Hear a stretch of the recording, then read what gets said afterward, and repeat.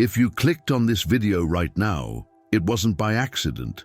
Something in you knew, beneath the exhaustion, beneath the loneliness sitting in your chest like a stone, that this moment matters. Maybe you've been carrying pain so long it feels like your identity.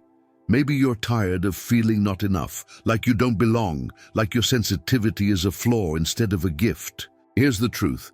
You weren't guided here by coincidence. You were guided by synchronicity, by the same invisible field that connects stars and hearts across distances. In less than 50 minutes, something shifts. You'll understand your suffering from a completely different angle, and that understanding brings real relief, the kind that settles in your bones and reminds you that you are seen, you are whole, you are loved exactly as you are. This isn't another self-help video. This is about remembering what you've always known, but forgot. That awareness itself is healing, that your tears are prayers, that the universe is breathing through you right now. The pain you're feeling isn't a problem to solve. It's a doorway. And on the other side isn't perfection. It's presence, belonging, the deep knowing that you've always been enough. She learned this through years of fighting herself, until one single observation changed an entire month of her life. That's where we're starting. You'll discover how conscious attention changes your reality, why you've never actually been alone, and what it means that you're made of stardust. You'll learn why emotions are weather and you are the sky, why crying is powerful, and who you really are beneath it all. But more importantly, you'll get simple practices you can use today. So take a breath. You're exactly where you need to be. Ready? Let's begin. There's something most people don't realize about pain. It changes the moment you truly see it. She remembers a Tuesday morning when anxiety wrapped around her chest like a rope, making it hard to breathe. Instead of fighting it or pretending it wasn't there, she whispered out loud, "I'm feeling anxious." Within seconds, the weight shifted, not gone, but lighter, as if awareness itself had cracked open a window in a suffocating room. It's like walking into a dark room with a flashlight. You can't light up the entire space at once, but wherever you point that beam, the darkness retreats. Consciousness works the same way. Your attention is the light, and whatever you observe begins to transform. When she started naming her emotions instead of drowning in them, something profound happened. The suffering didn't disappear, but it stopped controlling her. She wasn't broken anymore. She was simply aware, and that awareness became her power. Here's what she learned through trial and error. When an emotion feels overwhelming, try this mini experiment. For 30 seconds, say out loud what you're feeling. I'm feeling lonely. I'm feeling tired. I'm feeling not enough. Don't judge it, don't fix it, just name it. What happens next isn't magic, but it feels close. The emotion loses its grip because you've shifted from being the wave to being the ocean. You're no longer drowning, you're observing, and that changes everything. She discovered a question that became her golden key during those moments. What in me wants to be seen right now? Not what's wrong, not what needs fixing, but what part of her was asking for attention, for presence, for belonging. Sometimes it was the exhausted part that needed rest, sometimes the sensitive part that needed validation. When she asked this question during a particularly hard week, the answer surprised her. It wasn't more productivity she craved, it was permission to feel whole exactly as she was. Think about the last time you felt truly seen by someone, not judged, not fixed, just witnessed. That's the gift you can give yourself every single day. Observing isn't passive, it's the most active form of care. When you bring conscious attention to your inner world, you're telling yourself you belong here, your feelings have value, you are enough. She started doing this in small moments, waiting in line, stuck in traffic, lying in bed, and those 30-second check-ins became her anchor. Here's the truth that still surprises her. Observing is the beginning of healing. Not the end, not the whole journey, but the essential first step. You don't need to be perfect at it, you just need to start. And once you do, you'll notice something shift, not just in your mind, but in your body, in the way you move through the world.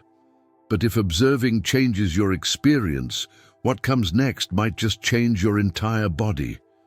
In 2 minutes, you'll discover why you've never been as alone as you thought. Here's something that science is just beginning to understand, but she's felt her whole life. We're connected in ways that don't make logical sense. One afternoon, she was thinking about an old friend she hadn't spoken to in months. Really thinking, feeling that presence in her chest, wondering how they were doing. 20 minutes later, her phone buzzed with a message from that exact person. Coincidence? Maybe. But it had happened too many times to ignore, and each time it did, she felt a little less alone in the universe. Think of it like Wi-Fi for the heart. You can't see the signal, you can't touch it, but you know when you're connected, and you definitely know when you're not. That invisible field of connection isn't just poetry, it's something physicists call non-locality, the idea that things can be linked beyond space and time. She didn't need a lab to prove it. She felt it every time she walked into a room and sensed the mood without anyone saying a word, every time she reached out to someone just when they needed it most. When loneliness hits hardest, it's easy to believe the lie that we're fundamentally separate, broken off from everyone else. But she learned to reframe that suffering, not as proof of her isolation, but as her body's way of asking for connection, like thirst asks for water. Loneliness wasn't a defect, it was a signal, a reminder that belonging is her natural state. She started a simple ritual, hand on heart, 5 slow breaths, thinking of someone with genuine gratitude. 60 seconds, that's all. And something in her nervous system would settle, as if her body remembered it was never truly alone. Here's what shifted everything. She stopped trying to prove she belonged, and started remembering she always had. Belonging isn't earned through performance or perfection. It's recognized through presence and attention. On days when the weight of being not enough crushed her, she'd pause and ask herself, if I already belong to this moment, to this breath, to this existence, what changes? The answer was everything. Her shoulders would drop, her breathing would deepen, and that invisible thread connecting her to everyone and everything would become visible again. She remembers sitting in a coffee shop, watching strangers live their separate lives when it hit her. Every person there was carrying their own pain, their own longing to be seen, their own quiet hope for connection. We're all walking around like islands, forgetting we're part of the same ocean.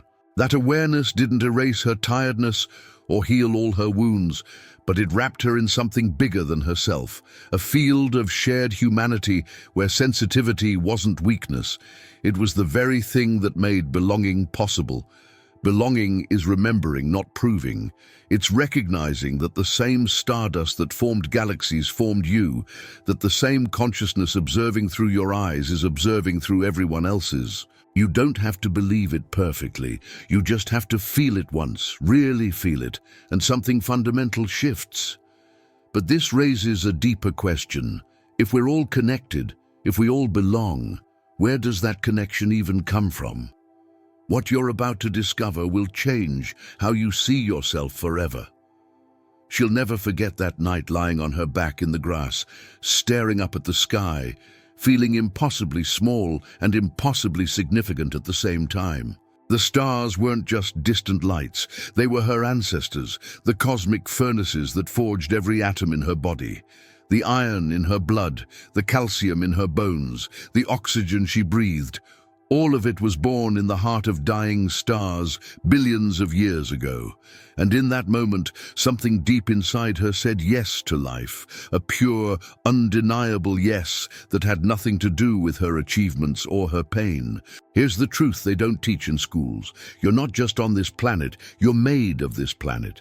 You're not separate from the universe. You are the universe experiencing itself through human eyes. When she learned that every cell in her body contained stardust, it reframed everything. Her suffering wasn't just personal drama, it was the cosmos learning about pain. Her joy wasn't trivial, it was the universe celebrating its own existence. She wasn't too sensitive or too broken. She was exactly what the universe intended when it scattered those atoms into the shape of her. Think of existence as a vast symphony, each person an instrument playing a unique note. She used to believe her note was wrong, that she should sound like someone else's violin when she was meant to be a cello. But when she accepted her place in the cosmic orchestra, the dissonance turned into harmony. The tired moments, the lonely nights, the days she felt insufficient, all of it was part of the music, not mistakes to be edited out. Belonging wasn't something to achieve. It was already happening, had always been happening, since the first star exploded and sent her atoms spinning through space. She started a practice she called stellar breathing. 1 minute, that's all it took. Breathing in, she imagined pure light filling her lungs. The same light that fueled stars for billions of years. Breathing out, she released the weight she'd been carrying, the exhaustion, the not-enoughness, the accumulated suffering. It sounds simple, almost too simple, but after doing it for a week, something shifted. She began to feel her value not as something earned, but as something inherent, written into her very atoms. She was enough because she existed, full stop. On particularly hard days, when awareness of her own smallness threatened to crush her, she'd remember, small doesn't mean insignificant. Every grain of sand contains silicon forged in ancient supernovas. Every breath connects her to an unbroken chain of life stretching back 4 billion years. She wasn't a mistake or an accident. She was the universe's way of knowing itself, of experiencing consciousness, of asking deep questions and feeling profound emotions. That realization didn't erase her pain, but it gave it context, purpose, a place in the larger story. You are the universe breathing through you. Not metaphorically, literally. The same laws that govern galaxies govern your heartbeat. The same creative force that births stars births your thoughts. When she finally understood this, not just intellectually but in her bones, it changed how she moved through the world.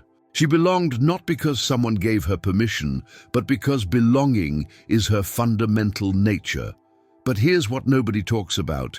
Even knowing you're made of stars doesn't protect you from the storms.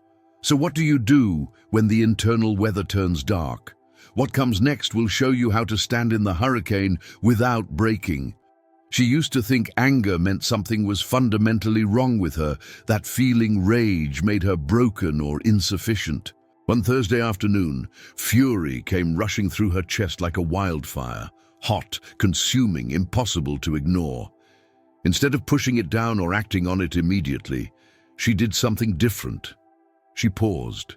She told herself, "This is weather, not truth." 20 minutes later, the storm had passed, and in its wake was perfect clarity about a boundary she needed to set. The anger wasn't the enemy. It was information, a message her body was sending about what mattered.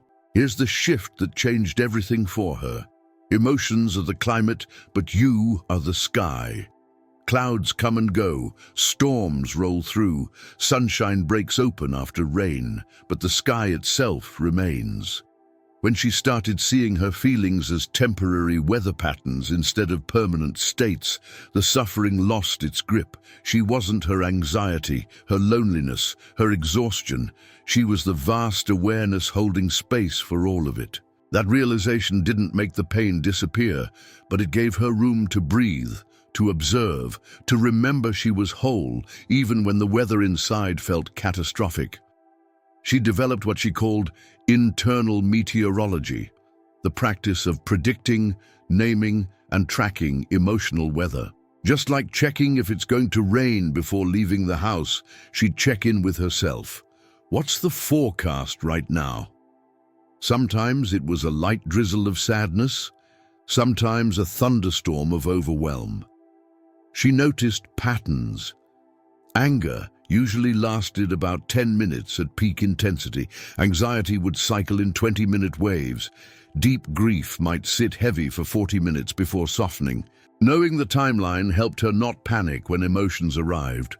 She knew they were visitors, not permanent residents. Here's the practical tool she used daily. 3 layers of awareness. First layer. Where do I feel this in my body? Tightness in the chest, heaviness in the stomach, tension in the shoulders. Second layer. What does this feeling need? Does the tiredness need rest? Does the loneliness need connection? Does the anger need expression or boundaries? Third layer. What's one small action I can take right now? Not a massive solution, just the next right step. Call a friend. Take 5 deep breaths. Write 3 sentences in a journal. The key wasn't fixing everything. It was staying present with what wanted to be seen. She remembers a particularly rough week when sadness sat on her like a weighted blanket she couldn't shake off. Instead of fighting it or judging herself for feeling insufficient, she practiced what she'd learned. I am the sky. This storm will pass. She set a timer, gave herself full permission to feel it for 15 minutes. No resistance, just pure presence and attention. And something miraculous happened. The emotion moved through her instead of getting stuck. By being the observer rather than the prisoner, she created space for the weather to change naturally, the way it always does when we stop clinging or pushing. The truth is this: you are the sky, and the tempest passes, always. Not because you're strong enough to force it away, but because that's the nature of emotions. They arise, they peak, they fade.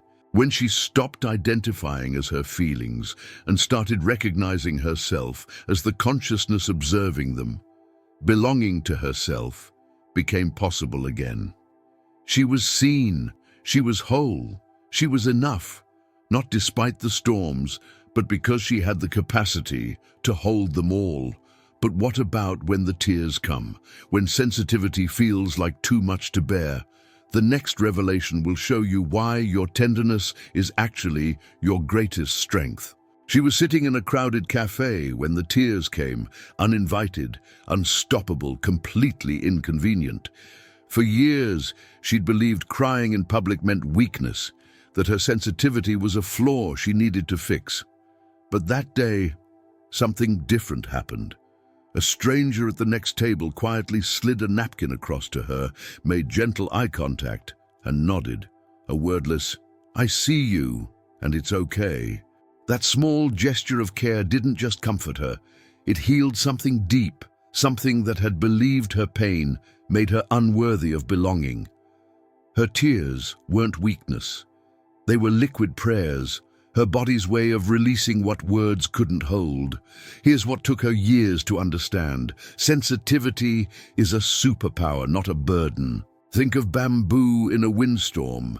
It bends, it flexes, it looks like it might break, but when the storm passes, it stands stronger than the rigid trees that snapped. Her ability to feel deeply, to cry, to let emotions move through her wasn't making her fragile.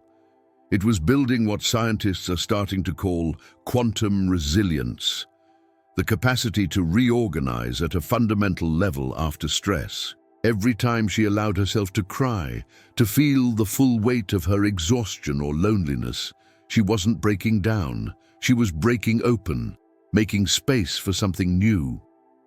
When the suffering feels too big, she learned to ask herself 3 questions rooted in gentleness.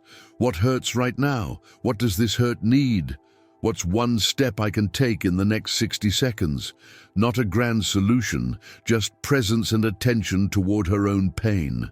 Sometimes the answer was, I need to be seen, and she'd text one trusted friend.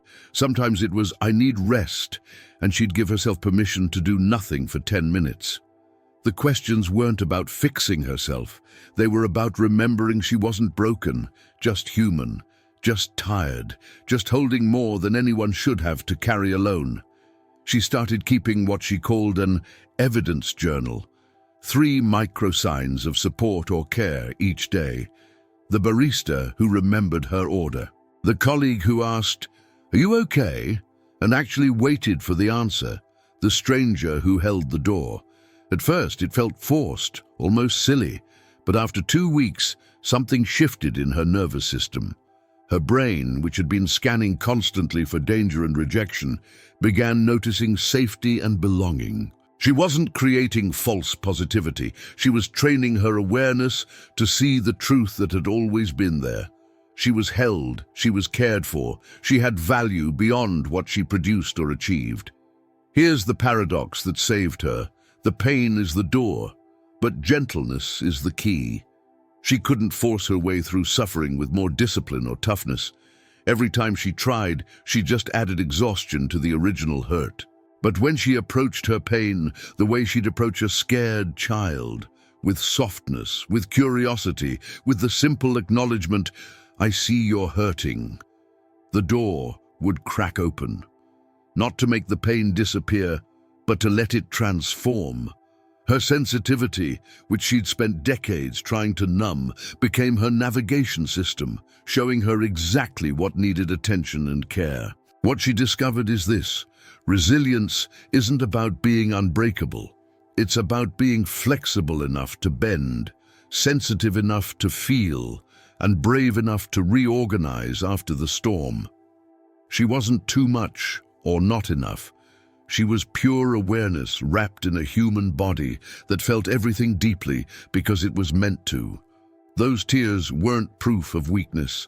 They were proof she was still connected, still open, still fully alive. But if she wasn't her pain, if she wasn't her emotions, if she wasn't even her sensitivity, then who was she really? The answer that's coming will reframe everything you thought you knew about yourself. She made a decision one random Wednesday that seemed insignificant at the time, choosing to have an honest conversation instead of hiding behind pleasantries, saying what was true instead of what was comfortable. It wasn't dramatic, wasn't life-altering in the moment, but it set off a chain reaction she couldn't have predicted. That one aligned choice led to a friendship that changed her perspective, which led to an opportunity that shifted her work, which eventually reorganized her entire sense of belonging in the world. The decision itself was small, but the alignment was everything. Here's what she finally understood after years of searching. She wasn't her body, though her body carried her through every experience. She wasn't her thoughts, though they narrated her life story constantly. She wasn't even her emotions, those weather patterns that rolled through with such intensity. She was the consciousness observing all of it, the pure awareness that noticed the sensations, witnessed the thoughts, felt the feelings without being consumed by them. And that consciousness didn't have a purpose to find. It had a purpose to express right here, right now, through the choices she made moment by moment. Think of it like a lighthouse and a compass working together. Her core values were the lighthouse, fixed points of light that never moved, illuminating what mattered most: honesty, connection, growth, presence. Those values didn't change based on her mood or circumstances. They were anchors in the shifting sea of daily life. But her actions were the compass, constantly adjusting course based on the winds and currents she encountered. Purpose wasn't some distant destination she'd arrive at one day, exhausted but victorious. Purpose was the practice of aligning her daily actions with those fixed points of light, even when, especially when, it felt small or insufficient. She developed a routine she called 5 fags, and it became her lifeline during the hardest seasons. 5 deep breaths to ground herself in her body, bringing her attention fully into the present moment.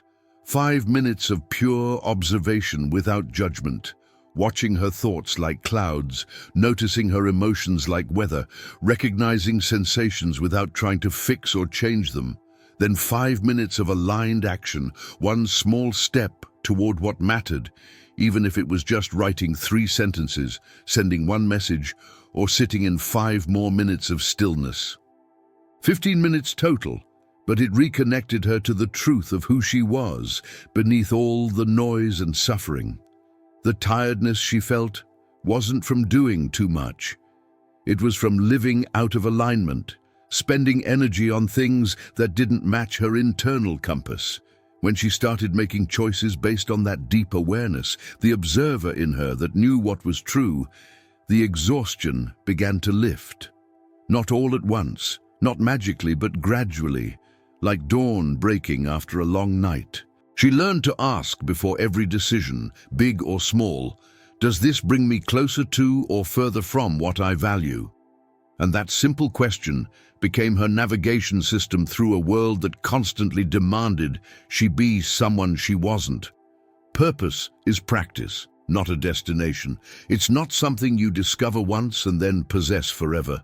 It's something you remember and express through 1,000 small choices. She wasn't broken for not having it all figured out. She wasn't insufficient for still feeling lost sometimes. She was consciousness itself, learning what it meant to be human, to feel pain and joy, to experience loneliness and belonging, to forget and remember her true nature over and over again. Every moment she brought awareness to her experience. She was living her purpose. Every time she chose alignment over comfort, she was expressing what consciousness came here to do. Now here's the reminder that changes the entire game, the one truth that makes all the others click into place.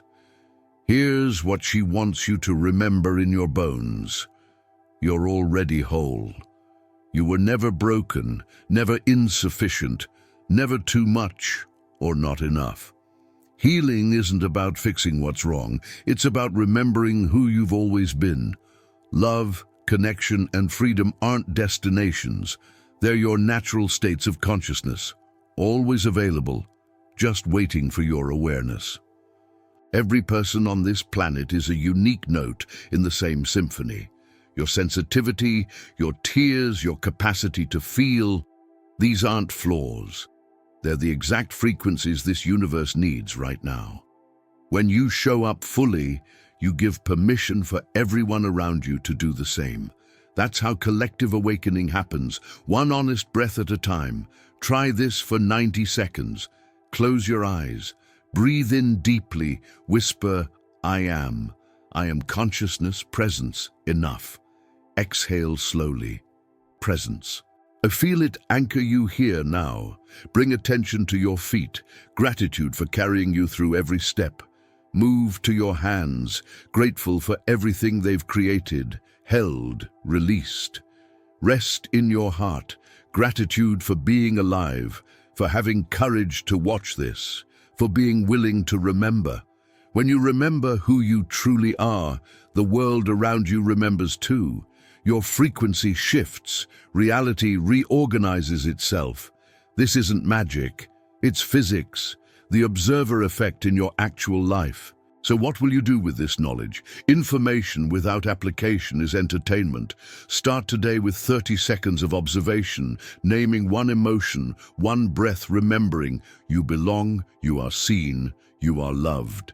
If this touched you, share it.